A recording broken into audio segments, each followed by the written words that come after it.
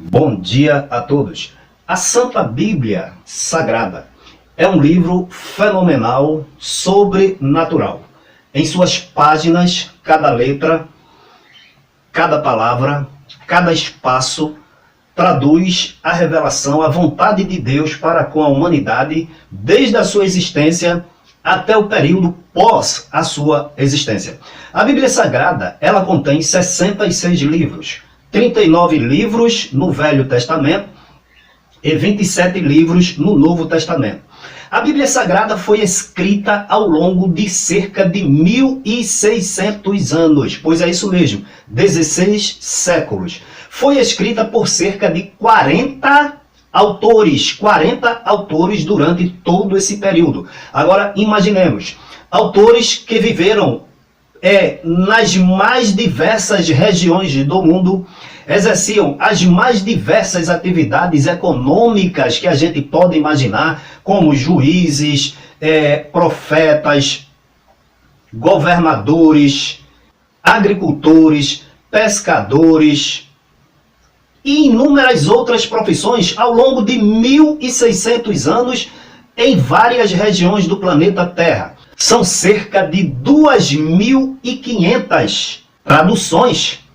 O Martinho Lutero mesmo traduziu a Bíblia para a língua alemã.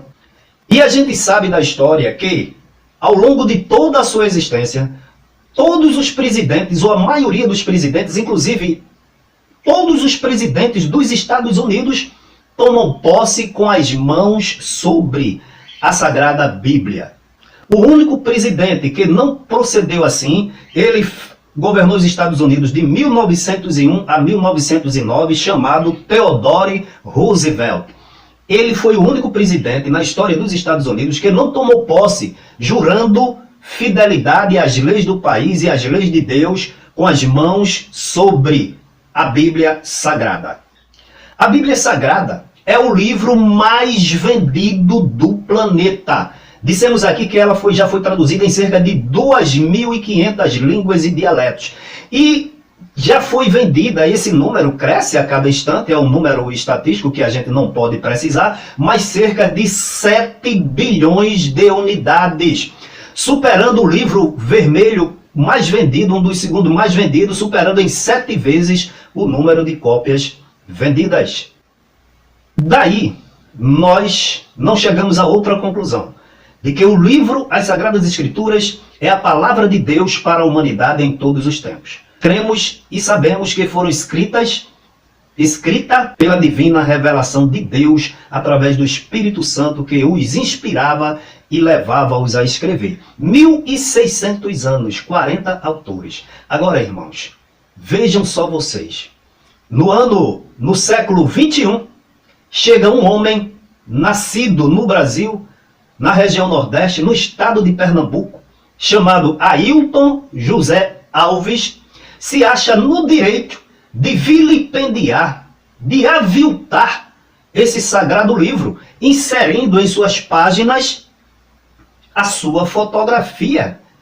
Imagina vocês a dimensão desse ato, uma dimensão que fere 1.600 anos de história, ou seja, de composição da Bíblia, por 40 autores. O apóstolo São Paulo não colocou a sua fotografia e jamais reivindicou para si o crescimento da obra. O apóstolo São Pedro, da mesma forma, Tiago, da mesma forma, Silas, da mesma forma, o próprio João, na ilha de Pátimos, que recebeu a revelação sobrenatural de Jesus, e quando viu aquela visão, caiu por terra e não encontrou força nele, desmaiou.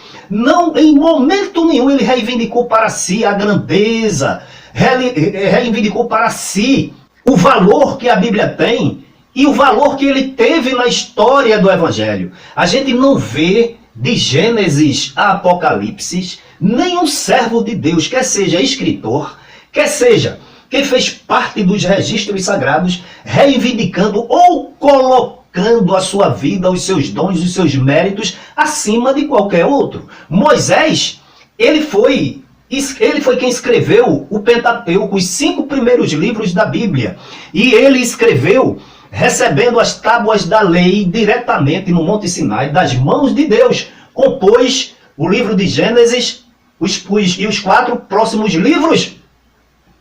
Davi foi a gente pode dizer assim, um grande escritor da Bíblia. Ele foi rei, escreveu vários salmos, magníficas histórias. O seu filho, Salomão, escreveu provérbios e tantos outros escritores da Bíblia, e a gente não vê nenhuma menção desregrada à atuação desses homens. Agora, como podemos nos conformar? O senhor Ailton José Alves, no século XXI, reivindica para si, primeiro, entregar a noiva a Jesus. Que presunção! E depois, como vocês veem, colocar a sua foto inserida nas páginas da Santa Bíblia Sagrada.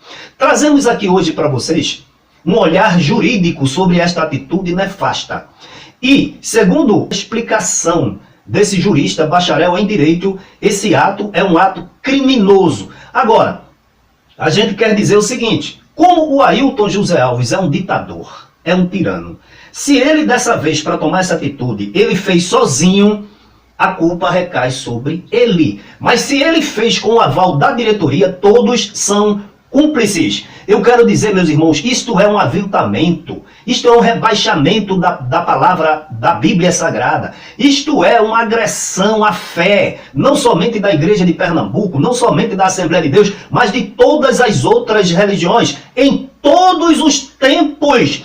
Esse ato de Ailton José Alves deve ser radicalmente, energicamente repudiado. Um homem efêmero, pecador, passageiro, ditador, tirano, altivo, compreendeu?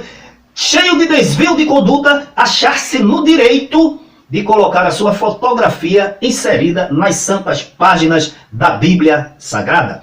E por que não dizer, mais recentemente, se o Daniel Berg e Gunnar Wingren, os principais servos de Deus que trouxeram o evangelho aqui para o Brasil em 1910. Eles não reivindicaram colocar as suas fotografias na Santa Bíblia, fotografia da mulher, da esposa, dos filhos. Então, isso exige reparação. Segundo a explicação do jurista, isto é um crime, e um crime de grandes proporções, porque não atingirá somente essa geração, mas as gerações futuras. Não atinge simplesmente a Assembleia de Deus, mas todas as religiões do mundo que tem a Bíblia Sagrada nessa composição de 39 livros no Antigo Testamento e 27 no Novo Testamento. Então assistam aí a exímia exposição do nosso jurista a respeito dessa atitude indevida e, segundo ele, criminosa. O tipo penal que vamos tratar hoje, tá? O capítulo Código Penal, assunto do Código Penal é dos crimes contra o sentimento religioso. Então, para ilustrar isso, eu gostaria de iniciar contando uma situação real. Veja bem, aconteceu um grande evento em uma instituição religiosa e, durante esse evento, o pastor da instituição mandou confeccionar uma Bíblia, uma instituição evangélica. E uma das páginas da Bíblia era a sua foto, ou é a foto, né? Então, da Bíblia, ele mandou colocar em uma imagem cheia a sua foto. Então, muitos evangélicos compraram essa Bíblia e depois que começaram a folhear, eles se deparavam ali com a foto do pastor, né? Do seu pastor presidente ali, sendo ela uma das folhas da Bíblia. Então isso provocou muitos rumores, muitos não ficaram de acordo com essa ação do próprio pastor. Alguns continuaram com a Bíblia, mas pegaram um estilete e retiraram a foto do pastor ali da Bíblia, e muitos fizeram isso. E aí eu fui perguntado se realmente esse comportamento do pastor é crime, se ele cometeu algum tipo de infração penal. Vamos analisar essa situação cuidadosamente, utilizando a Constituição Federal e utilizando o Código Penal Brasileiro, tá bem? Que é o tema de hoje que vamos tratar, está no Código Penal Brasileiro.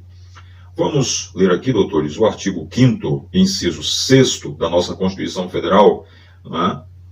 Vamos ler aqui, que diz o seguinte: é inviolável a liberdade de consciência e de crença, sendo assegurado o livre exercício dos cultos religiosos e garantida, na forma da lei, a proteção aos locais de culto e suas liturgias. Então, se você tiver com a Constituição aberta, grife aí essas duas expressões: locais de culto e depois suas liturgias. Vamos lá. Locais de culto. O que seria isso? Bom, locais de culto, como o próprio nome diz, podem ser os templos que são edificados para essa finalidade.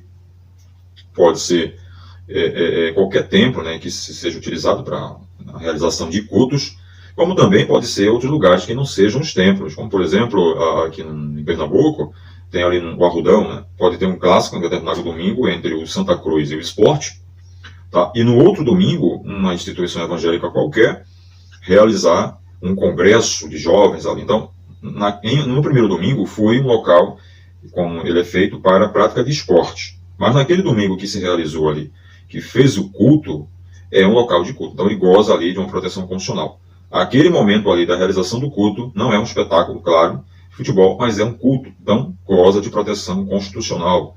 Uma residência que realiza um culto tem a proteção constitucional. Uma praça pública onde esteja sendo realizado um culto goza de proteção constitucional. É um local de culto, tá bem?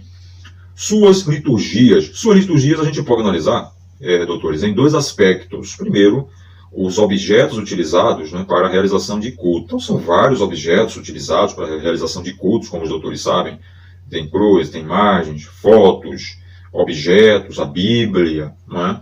Outros elementos, todos os elementos que são utilizados para a realização do culto. Qualquer que seja o objeto que naquele momento esteja sendo utilizado para se realizar um culto. Goza de proteção constitucional. Tá? Agora, se aquele objeto ele não está sendo utilizado para o culto, está em um museu, aí não faz parte da liturgia de culto, porque não está no culto. Então uma imagem que esteja em um museu, por exemplo, e uma imagem que esteja dentro de uma igreja, tem conotação diferente. Enquanto ela estiver ali naquela igreja e essa imagem é utilizada para realizar um culto religioso, tem a proteção do manto constitucional da inviolabilidade. Tá? Se essa mesma imagem está em um museu, um local que não é um local de culto, que não é utilizado para culto, mas apenas para exposição, essa imagem não é um objeto de culto. Tá bem? O segundo aspecto dessa expressão, suas liturgias, o legislador, não é, inteligentemente, né, o nosso legislador aqui constitucional, o poder constituinte originário, inteligentemente, ele, quando utilizou essa expressão suas liturgias, ele já deixou claro que cada instituição religiosa tem a sua liturgia, tem a sua forma de adoração, sua forma de culto. Por isso que é suas liturgias. Então, pode ser que um objeto esteja dentro de uma religião e seja objeto de culto, possa ser que aquele mesmo objeto, para uma outra religião, ele não seja um objeto de culto. Deu para entender? Suas liturgias? Eu vou repetir. Um objeto pode estar numa religião e ele ser utilizado para o culto, ter importância para o culto. Esse mesmo objeto, ele pode estar em outra religião e ele não ser objeto de culto, não ter valor de culto, não ter valor, nenhum valor para essas questões de culto. Você entendeu? Então, porque cada religião tem a sua forma, a sua maneira de cultuar. Então, ela pode utilizar, como eu disse, uma maneira, e a outra religião, em relação àquele mesmo objeto, não o considerar como sendo um objeto de culto. Ou seja, aquela outra religião tratar o mesmo objeto, mas de outra maneira. Deu para entender? Então, por isso que são suas liturgias. Cada religião tem a sua maneira particular de oferecer ali o seu culto, tá bem? Seguindo a inteligência do poder constituinte originário, foi este o entendimento seguido pelo legislador ordinário ao realizar a tipificação aqui no Código Penal, exatamente no artigo 208. O que é que o legislador ordinário fez? Bom, se cada religião tem a sua forma de culto, e cada religião pode considerar um objeto de culto e a outra não, então o que é que eu vou criminalizar? O que é que eu vou considerar como crime? Então, o que foi que ele fez? Ora, então vamos punir o sentimento, a agressão ao sentimento religioso. Então, o que é que se pune aqui no Código Penal? Aqui nós temos, no capítulo 1 aqui, dos crimes contra o sentimento religioso, você pode ver o artigo 208, do título 5 do Código Penal, dos crimes contra o sentimento religioso e contra o respeito aos mortos. Então você tem aqui o capítulo 1, dos crimes contra o sentimento religioso. Então foi isso que o legislador ordinário fez. Se cada instituição religiosa tem a sua forma de culto, então eu vou criminalizar aqui a agressão ao sentimento religioso. Então, o que o Código Penal vai punir não é a agressão ao objeto, mas a agressão ao sentimento. O Código Penal pune qualquer violação a esse sentimento religioso. Por isso que está aqui, dos crimes contra o sentimento religioso. Vamos ler o artigo 208 do Código Penal, né? Ultraje a culto e impedimento ou perturbação de ato a ele relativo. Então vamos ler aqui o artigo 208 do Código Penal.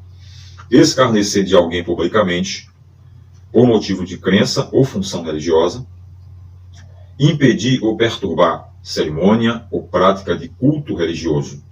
E a última parte do dispositivo, que é a parte que nos interessa para analisarmos o caso real, o caso concreto que apresentamos no começo do vídeo, é vilipendiar publicamente ato ou objeto de culto religioso. Então, ato ou objeto. Então, a Bíblia, como eu falei no começo, no exemplo dado, na situação real, é um objeto de culto. A Bíblia é sagrada.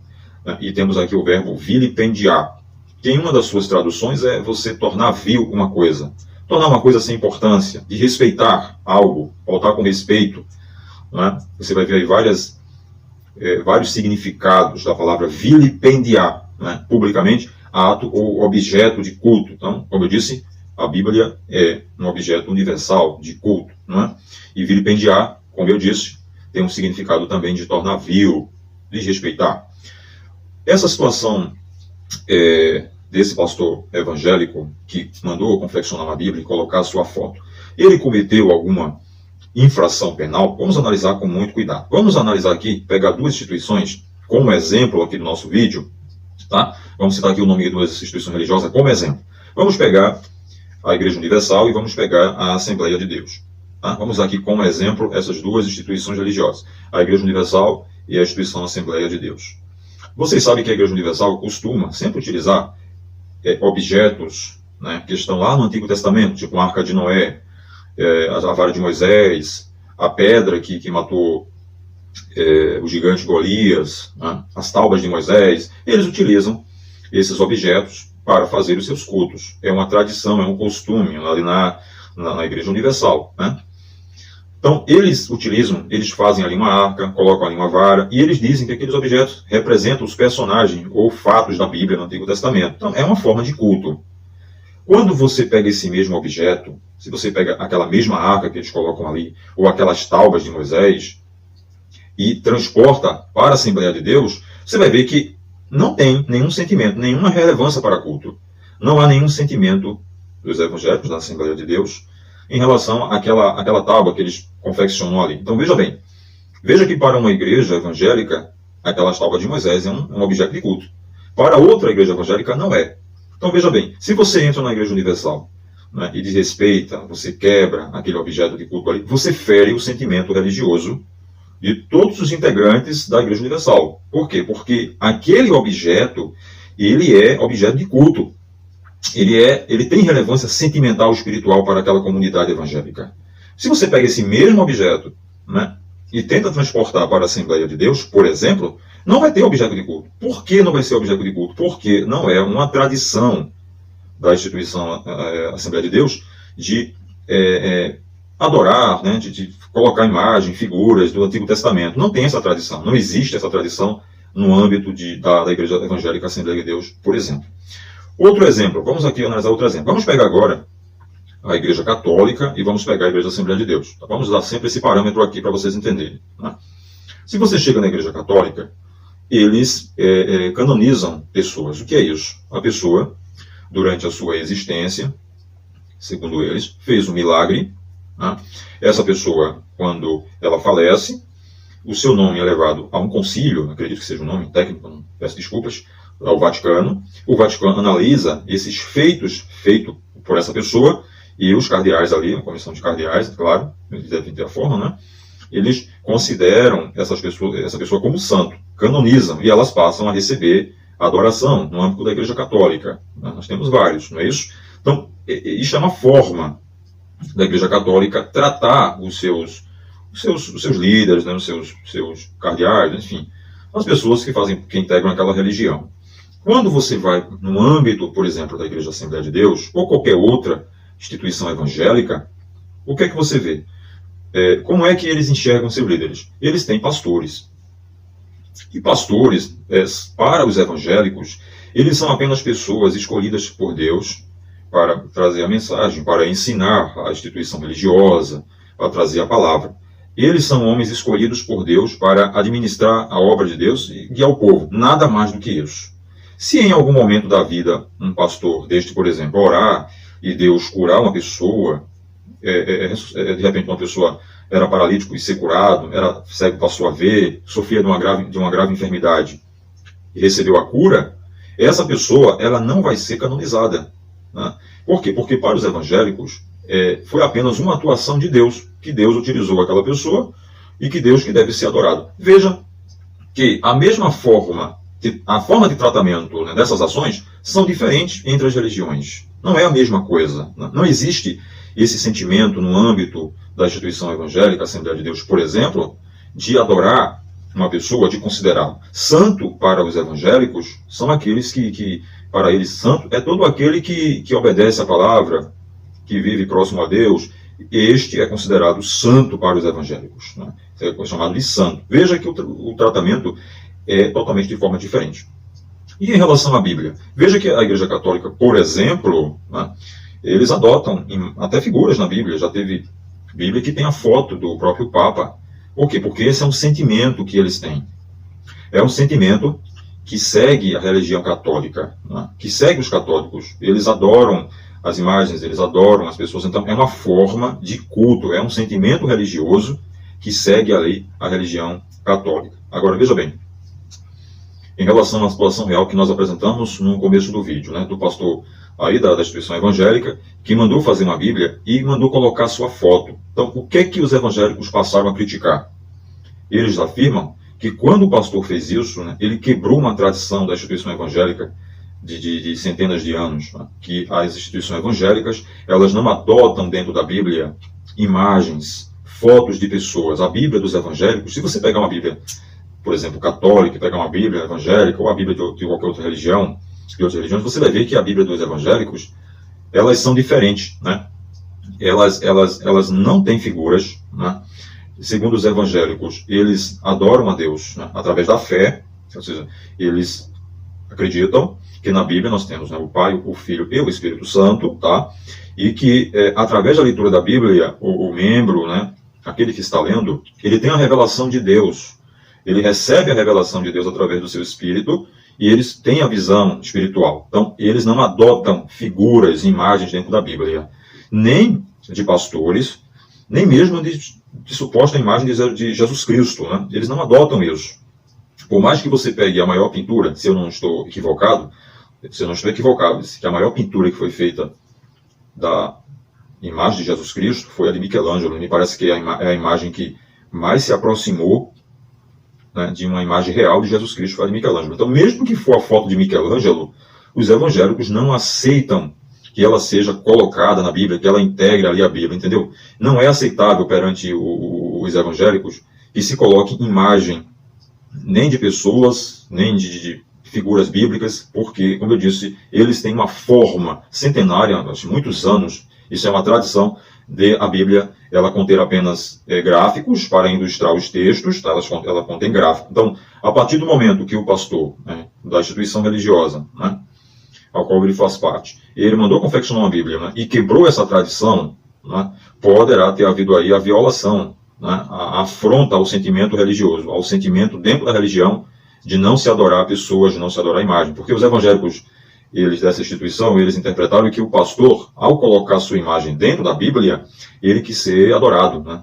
Porque todas as vezes que os evangélicos abrissem ali a Bíblia, observariam a sua foto e traria ali uma adoração, né, um sentimento, tal, aquela imagem. Então, para os evangélicos, isso veio como uma afronta às normas da atual instituição que ele faz parte. Então, é preciso que os pastores tenham muito cuidado com isso, de com as suas atitudes não violar esse sentimento religioso, porque é isso que o Código Penal vem proteger, o sentimento religioso, né, em relação aos objetos de culto. Então, como eu disse, não é a proteção do objeto, é o sentimento que o cerca, que está em volta desses elementos deste objeto de culto. É isso que o Código Penal vem punir, por isso que está aqui no capítulo 1 dos crimes contra o sentimento religioso. Então, o que é que se pune? Não é a agressão ao objeto, mas ao sentimento. Uma pedra, por exemplo, pode ser uma pedra. Uma pedra pode ser uma pedra, mas a partir do momento, um exemplo que eu dei, por exemplo, a Igreja Universal, se ela pega aquela pedra e diz assim, esta pedra é a pedra que Davi derrubou Golias. Então, a partir daquele é uma pedra, mas a partir daquele momento, aquela pedra, ela passa a integrar um objeto de culto e está ali o sentimento religioso. Então, se você desrespeita esta pedra, você vai cometer crimes, porque você comete crime. Se você pega esta pedra, transporta para uma Assembleia de Deus, por exemplo, qualquer igreja evangélica, não tem qualquer valor sentimental, vai ser apenas uma pedra. Deu para entender até agora? Vou lhe dar outro exemplo. O vinho da Santa Ceia, que as igrejas evangélicas tomam. Se você pega o vinho, né, e leva lá para as igrejas compram vinhos para a ceia, não compram? Pronto. E colocam lá, os coloca no depósito, né? Aquele vinho que está ali guardado no depósito lá na instituição evangélica, algum depósito, enfim, ele, naquele momento, ele ainda não é um objeto de culto, não tem valor sentimental. Ainda não é apenas uma garrafa de vinho. Agora, a partir do momento que ele é levado ali para o templo, que é enchido ali os recipientes, né? E o pastor ora por aquele vinho, naquele momento ele passou a ser um objeto de culto. Então, se você desrespeitar aquele vinho, você vai responder pelo crime, por vilipendiar um ato com objeto de culto. Deu para entender a diferença? A mesma coisa é o pão. O pão que vai para ser, foi feito obviamente por um padeiro. Chegou ali na igreja, ainda não começou o culto. Não começou o culto. Então aquele pão ainda não é um objeto de culto. Agora, a partir do momento que ele entra no templo e que é iniciado o culto, ele passa a integrar ali um objeto de culto. Deu para entender agora a diferença? Que o que pune-se não é a agressão ao objeto, mas o sentimento que esse objeto tem para aquela religião. Tá bem? Assim, deu para entender até agora? Então, ao pastor, não lhe cabe o conhecimento do Código Penal. Ele não é obrigado a conhecer o Código Penal, nem as legislações. Eu que tenho que conhecer o Código Penal, que faz parte do meu ofício. Conhecer o Código Penal, o Código de Processo Penal, a Constituição, outras leis extravagantes. O que o pastor tem que conhecer é as tradições da sua instituição religiosa. Ele tem que respeitar as tradições ou a tradição da sua instituição. Ele tem que saber quais são as regras que tem na sua instituição, para que ele não recaia em crime. Por quê? Porque as instituições religiosas e os seus objetos de cultos recebem proteção do manto constitucional. Tá bem? Antes de concluir, que isso vai caber, se for feito levada alguma informação à autoridade policial para a competente instalação de inquérito policial, a autoridade policial que vai analisar as circunstâncias, concluído o inquérito, vai ser enviado ao promotor de justiça, ele vai analisar se realmente houve agressão ao sentimento religioso, consequentemente, se for feita a denúncia, vai para o juiz também vai analisar, o juiz não está adstrito à denúncia do Ministério Público, ele pode entender diferente, que aí ele compete julgar, tá bem? Isso vai depender de uma investigação. Pode se abrir uma investigação? Pode. Se os membros da instituição religiosa se sentirem ofendidos com isso, ou se sentirem ofendidos com isso, podem procurar as autoridades públicas para que sejam feitos os procedimentos legais, tá bem? E o juiz, só o juiz é que vai dizer realmente, com o trânsito em julgado, se houve a violação ao sentimento religioso, tá bom? Porque a Constituição diz, ninguém será considerado culpado até o trânsito em julgado de uma sentença penal condenatória. Então, assistiram tamanho absurdo. E segundo a análise desse próprio jurista, esse vilipêndio, esse crime de violar a própria Constituição Federal, no Código Penal dá prisão, detenção de 1 mês a 1 ano, além de dar o direito ao consumidor pedir reparação e ressarcimento pelo dano moral causado pelo vilipêndio desse objeto sagrado. Mas não é um objeto qualquer. É a santa, bendita e infalível Palavra de Deus, que trata-se da regra infalível de fé. A igreja, ela é a bússola. Ela é o farol. A igreja, as religiões não podem jamais subsistir ou vir a existir as religiões cristãs sem as sagradas escrituras. Então, está aí mostrado mais uma vez um grave desvio de conduta de Ailton José Alves.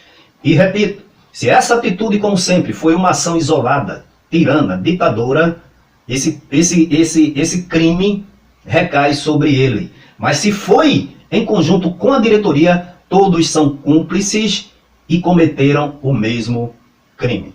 Que Deus em Cristo nos abençoe.